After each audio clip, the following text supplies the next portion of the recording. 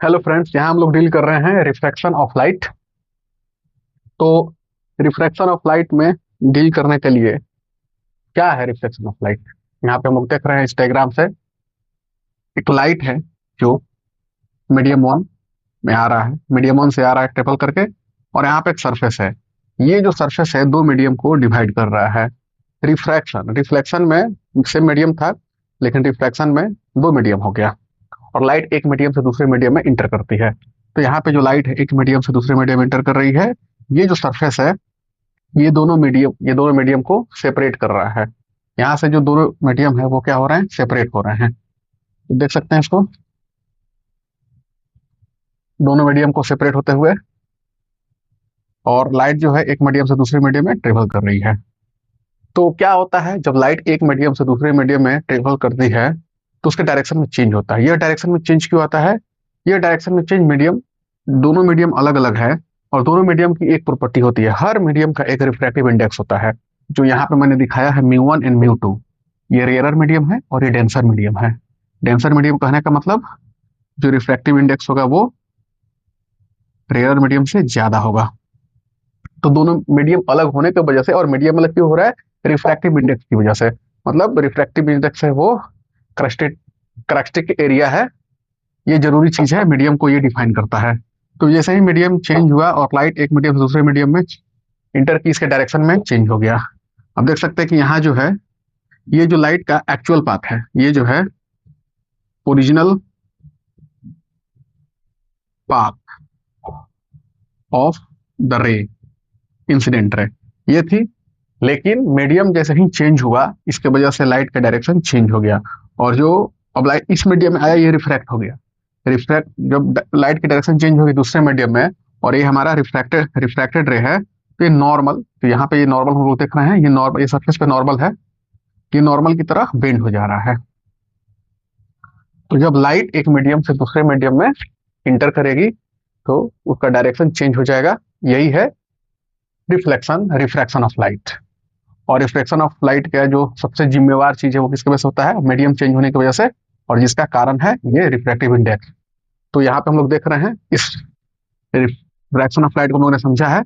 ये हमारा ये सेपरेटिंग, ये एक सरफेस है जो दो मीडिया को सेपरेट कर रहा है। इधर रेयर मीडियम है, यहाँ पे डेंसर मीडियम है। रेयर मीडियम की रिफ्रैक्टिव इंडेक्स म्यू 1 है, और और डेंसर मीडियम की रिफ्रैक्टिव इंडेक्स म्यू 2 है।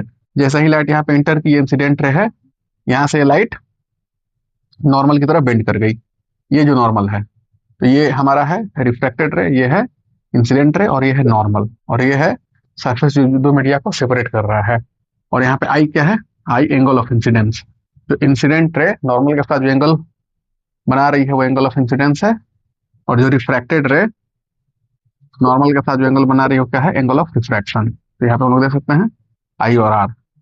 और डेंसर मीडियम, क्योंकि डेंसर मीडियम में जो लाइट है वो नॉर्मल की तरफ बेंड कर जा रही है, तो जिसका रिफ्रैक्टिव इंडेक्स रेयर से ज्यादा है। तो यहाँ पे हम लोगों ने समझा है। और ये भी हम लोग देख सकते हैं कि लाइट जब डेंसर मीडियम से रेयर में आती है तब क्या होता है, तो उसके से नॉर्मल से दूर हो जाएगा। इस केस को भी हम लोग समझेंगे फर्दर। तो यहाँ पे हम लोग देख सकते हैं। अब मैं जो डिफाइन करने जा रहा हूँ वो है रिफ्रैक्टिव इंडेक्स, क्योंकि बिना रिफ्रैक्टिव इंडेक्स को जाने हुए हम लोग रिफ्लेक्शन ऑफ लाइट को सही से नहीं समझ सकते हैं। So what is refractive index? Refractive index is the property of a medium.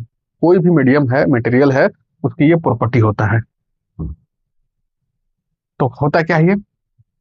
इसको हम लोग म्यू से या फिर कभी कभी एन से भी डिनोट करते हैं।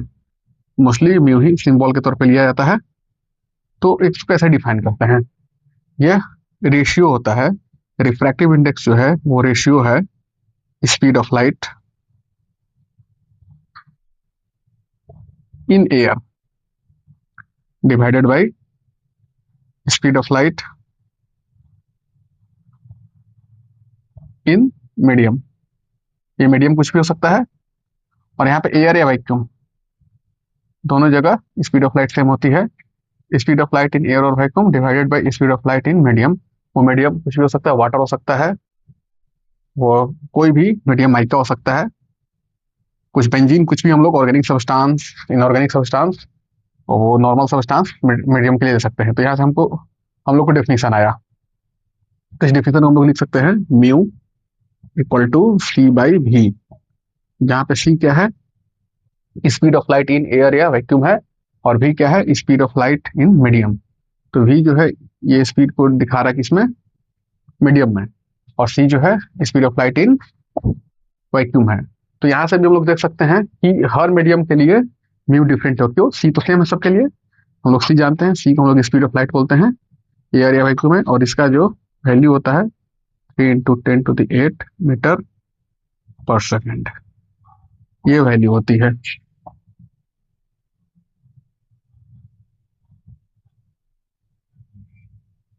यहाँ से हम लोग देख सकते हैं सी इक्वल टू 3 × 10⁸मीटर पर सेकेंड। बट ये जो है ये मीडियम पे डिपेंड करता है, हर मीडियम में स्पीड अलग अलग होती है। तो ये वैल्यू अलग होने की वजह से जो रिफ्रैक्टिव इंडेक्स है वो डिपेंड करता है speed of light in the medium. तो अगर यह स्पीड ज्यादा होगा तो म्यू क्या होगा, कम। अब हम लोग जानते हैं किसी भी मीडियम की मैक्सिमम स्पीड जो है वो स्पीड ऑफ लाइट की इक्वल हो सकती है, और वो जब जब एयर या फिर वैक्यूम होगा। तो एयर का रिफ्रैक्टिव इंडेक्स कितना होता है, यहाँ पे हम लोग देख सकते हैं। अगर हम लोग एयर मीडियम की बात करें, एयर मीडियम या फिर वैक्यूम, एयर मीडियम में जो स्पीड होगी लाइट की कितनी होगी, 3 × 10⁸मीटर पर सेकेंड। तो म्यू का जो वैल्यू आएगा सी बाई भी, सी कितना है 3 × 10⁸, और भी ऑलरेडी लाइट, ये तो सी कॉन्स्टेंसी ऑफ लाइट है, ये तो यूनिवर्सल है, इसकी वैल्यू इतनी होती है। और भी चूंकि लाइट से ये मीडियम से पास कर रहा है, एयर मीडियम है और एयर में ही स्पीड होती है, तो म्यू की वैल्यू कितनी होगी 1। दैट्स वाई एयर के लिए, एयर मीडियम के लिए हम लोग रिफ्रैक्टिव इंडेक्स जो है वो 1 लेते हैं। तो यहाँ से क्लियर हो गया। तो this all about refractive index. और रिफ्रैक्टिव इंडेक्स एक और डिफिनेशन है जो मैं आपको बता रहा हूँ।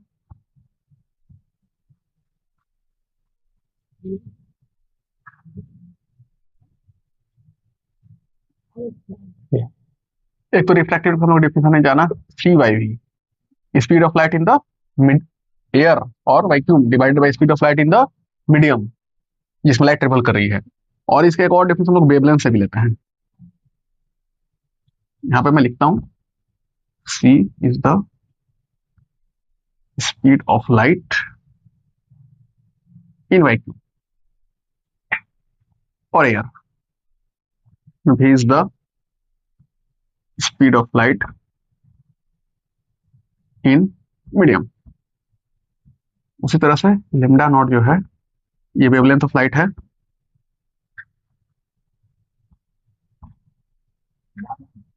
इन एयर और वैक्यूम, एंड लेमडा वेवलेंथ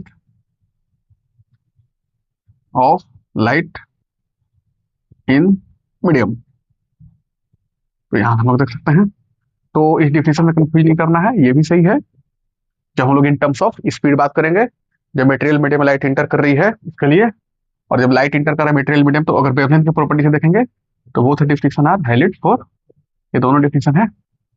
ये एक तरह से एक्सप्रेशन है।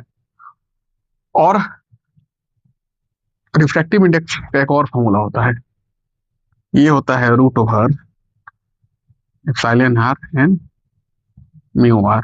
ये म्यू अलग है, यहाँ पे क्या है,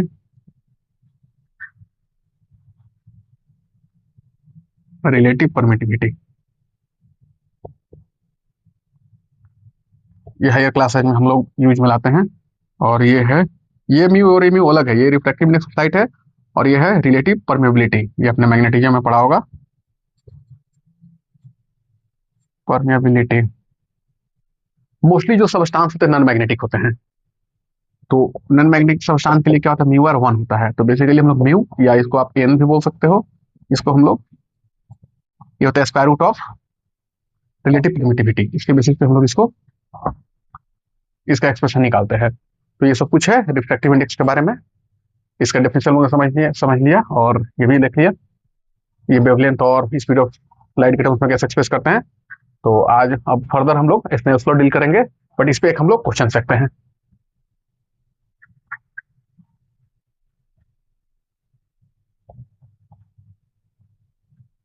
light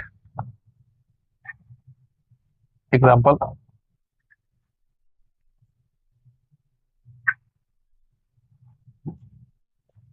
light travels in a medium with speed 2 into 10 to the 8 meter per second. Find the refractive index mu of the medium. Question clear है?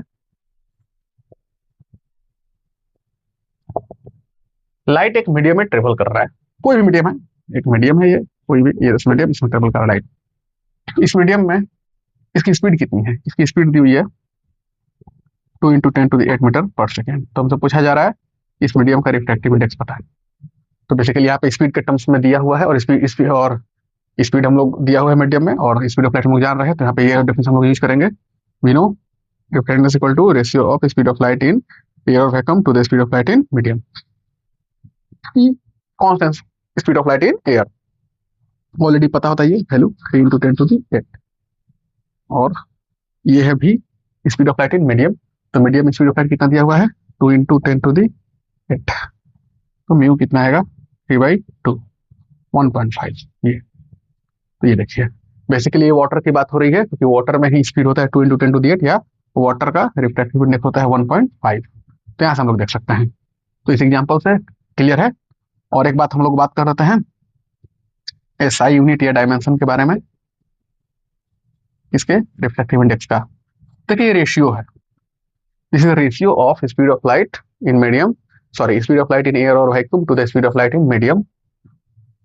तो दोनों, यहाँ भी स्पीड है मीटर पर सेकेंड, यहाँ भी मीटर पर सेकेंड, तो ये क्या होगा? Unitless, it's just ratio. तो यूनिटलेस, ऐसा कोई यूनिट नहीं है और कोई डायमेंशन भी नहीं है यहाँ पे। तो this is a unitless quantity, dimensionless quantity, different index. Okay, तो फर्दर हम लोग मिलते हैं नेक्स्ट वीडियो में, जहाँ पे हम लोग रिफ्रैक्शन ऑफ लाइट को हम लोगों ने डील किया, और वहां पे हम लोग स्नेल्स लॉ और उसके बेसिस पे फर्दर हम लोग आगे पढ़ेंगे। Thank you.